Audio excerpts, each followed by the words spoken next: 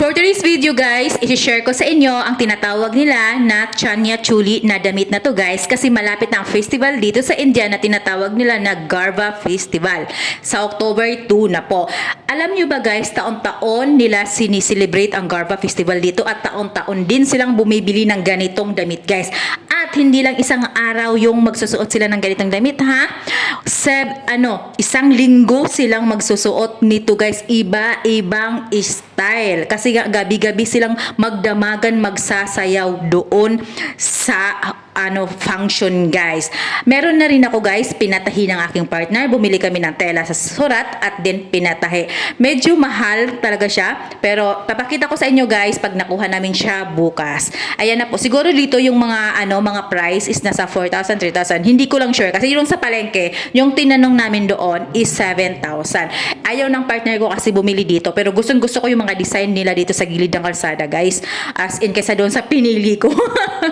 Ito na nga guys, pauwi na nga kami. Habang pauwi na kami guys, may nadaanan kami nagsasayaw ng Garba dance. Ito yung tinatawag na Garba dance. Ganito yung sasayawin namin sa festival guys.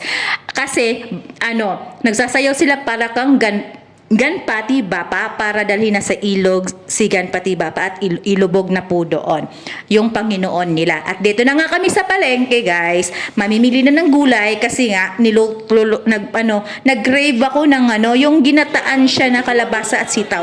Kaso wala kaming nabiling sitaw kaya kalabasa at okra na lang yung binili ko. Yung kalabasa na yan is nasa 20 rupees. Siguro kung ko siya is nasa 15, ganun mga 14, 13. Kung mura siya kung i-convert ko siya sa peso. Then ang okra niya guys, sobrang dami na ng okra is 20 rupees lang. As in, siguro lahat ng pinamili ko na gulay wala pang 100 guys. Kasi binili ko lang naman is okra, kalabasa, sili at saka yung sibuyas. Apat lang. Wala pa siyang 100 guys. Ewan ko lang sa Pilipinas kaya kung apat na gulay is makakabili ka ba ng mga 80, 70 ganon. At bumili na rin ako ng prutas guys kasi nga mahilig talaga ako sa prutas. Nasanay ako sa Hong Kong na kumakain tuwing pagkatapos kumain ng prutas. Ng hapunan.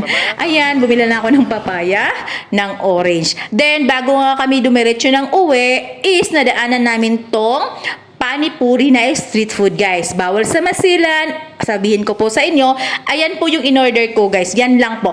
Then sa partner ko is yung may sauce. Ako walang sauce guys. Kasi talagang, sa totoo lang guys, amin ko nandiri ako sa yung parang tubig. Pero malinis naman siya guys. Pero pag tinignan mo, di ba? Parang hindi ko kaya. Yung tubig na yan, dalawang klase yan. May ganyang kulay at mayroon yung pula. Yung kinakamay niya guys is yan yung potato guys.